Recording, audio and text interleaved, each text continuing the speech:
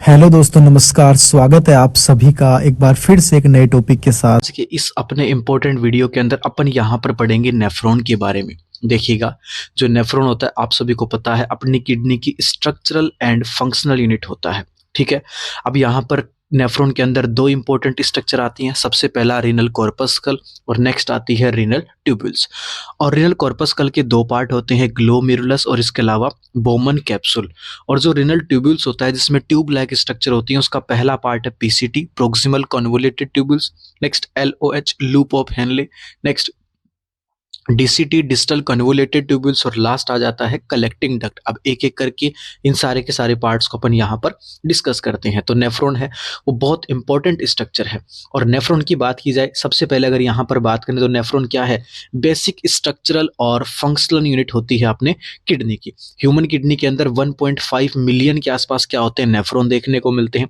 और हर एक नेफ्रॉन के दो इंपॉर्टेंट पार्ट होते हैं, पहला रीनल कॉर्पस्कल और दूसरा क्या आ जाता है रीनल ट्यूब्यूल्स। ये दोनों ही क्या होते हैं, इंपॉर्टेंट पार्ट होते हैं नेफ्रॉन के। अब पहले पार्ट की अपन यहाँ पर बात करेंगे और जिसका नाम है रीनल कॉर्पस्कल। देखिएगा, इस रीनल कॉर्पस्कल को अपन क्या बोलते हैं, मालपीजियन कॉर्पस्कल भी अपन कहते हैं। ये क्या होती है, राउंडेड स्ट्रक्चर होती है। इसके अंदर जैसे मान लो इस तरीके से कप लाइक स्ट्रक्चर ये बनती है। और इस कफ के अंदर क्या होता है, कैपिलरीज का इस तरीके से गुच्छा पाया जाता है, टफ्ट पाया जाता है। तो टफ्ट ऑफ कैपिलरीज होती हैं जिसको अपन क्या बोलते हैं, ग्लोमेरुलस बोलते हैं। और ये जो कप लाइक, जो इस तरीके से कप लाइक से बनी हुई है डबल लेयर मेम्ब्रेन, और इसको अपन क्या बोलते हैं, डबल लेयर मेम्ब्रेन वाले पार्ट को या कवरिंग को बोमन कैप्सूल अपन बोलते हैं। क्लियर। तो राउंडेड जो कैपिलरीज बनती है इस पोर्शन को अपन ग्लोमेरुलस बोलते हैं, और इसके अंदर नीचे जो कप लाइक शेप बनती है इसको बोमन कैप्सूल कहा जाता है। जो दो लेयर होती हैं ग्लोमेरुलर कैप्सूल की, वो दोनों ही सेपरेट होती हैं। दोनों के बीच में ये जो जगह होती है खाली स्पेस, इसको क्या बोलते हैं, यूरिनरी स्पेस अपन बोलते हैं। यूरिनरी स्पेस के द्वारा क्या होती हैं, दोनों लेयर अलग अलग बटी हुई होती हैं। अब बात करते हैं नेक्स्ट पार्ट की रीनल कॉर्पस्कल के अलावा, और वो आ जाता है रीनल ट्यूब्यूल्स। देखिएगा, रीनल ट्यूब्यूल्स क्या है, एक ट्यूबुलर पार्ट होता है और इसके अंदर पहला पार्ट है PCT, next loop of Henle, next आ जाएगा डीसीटी और नेक्स्ट आ जाता है कलेक्टिंग डक्ट। सबसे पहले बात करते हैं पीसीटी की यहाँ पे। तो देखिएगा, पीसीटी के ऊपर लाइनिंग देखने को मिलती है कौन से टिश्यू की, क्यूबोइडल कोल्यूमिनार एपिथेलियम टिश्यू की लाइनिंग देखने को मिलती है। और ये जो पीसीटी अपन ने क्यों बोला है, पीसीटी मतलब प्रोक्सिमल, प्रोक्सिमल का मतलब पास वाला जो रीजन है। और पास किसके होता है, तो ग्लोमेरुलस वाली स्ट्रक्चर के बिल्कुल पास में ये पाया जाता है। नेक्स्ट बात करते हैं सेकंड नंबर का जो पार्ट है उसको बोलते हैं लूप ऑफ हेनले। देखिएगा, इसके अंदर इस तरीके से एक डिसेंडिंग लिम्फ होता है, एक लूप यहाँ पर बनेगा और एक ऊपर की तरफ चढ़ेगा तो एक क्या होता है, असेंडिंग लिम्ब इसके अंदर देखने को मिलता है। और लूप ऑफ हेनले के ऊपर जो कवरिंग होती है वो किसकी होती है, क्यूबोइडल स्क्वेमस एपिथेलियम टिश्यू की यहाँ पर पाई जाती है। या तो क्यूबोइडल एपिथेलियम होगा या यहाँ पर स्क्वेमस एपिथेलियम की कवरिंग देखने को मिलती है। और नेक्स्ट यहाँ पर जो अपना पार्ट बचता है वो आ जाएगा डीसीटी, डिस्टल कन्वोलेटेड ट्यूब्यूल्स जिसको बोलते हैं। और डीसीटी के अंदर क्यूबोइडल सेल्स पाई जाती हैं। Next one, DCT ends by joining, और डीसीटी जैसे ही एंड होगा इसके आगे एक पार्ट स्टार्ट हो जाता है जिसको बोलते हैं कलेक्टिंग ट्यूब्यूल्स। और ये कलेक्टिंग ट्यूब्यूल्स के ऊपर क्या किसकी लाइनिंग देखने को मिलती है, तो क्यूबोइडल और कोल्यूमिनार सेल्स की यहाँ पर लाइनिंग देखने को मिलती है।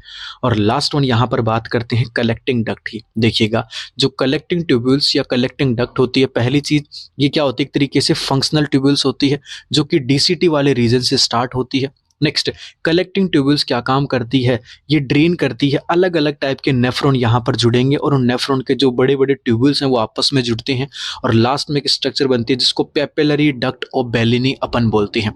और ये जो पेपिलरी डक्ट ऑफ बेलिनी है ये डायरेक्टली कहाँ पर आकर के ओपन हो जाती है, तो ये माइनर कैलिक्स में आकर के ओपन होती है। और माइनर कैलिक्स क्या काम करेगा, जितना भी यूरिन बना है जो कि पेपिला से आया है उसको ये कहाँ पे डाल देगा, मेजर कैलिक्स के अंदर। ओके, नेक्स्ट आगे बात करते हैं, मेजर कैलिक्स से ये यूरिन कहाँ पे आ जाएगा, रेनल पेल्विस के अंदर, और रेनल पेल्विस से आगे यूरेटर के द्वारा होता हुआ यूरिनरी ब्लैडर के अंदर ये यूरिन पहुंच जाता है। तो एक पाथवे भी आपको समझ में आ गया किस तरीके से यूरिन का फॉर्मेशन होता है और एक नेफ्रॉन की स्ट्रक्चर होती है।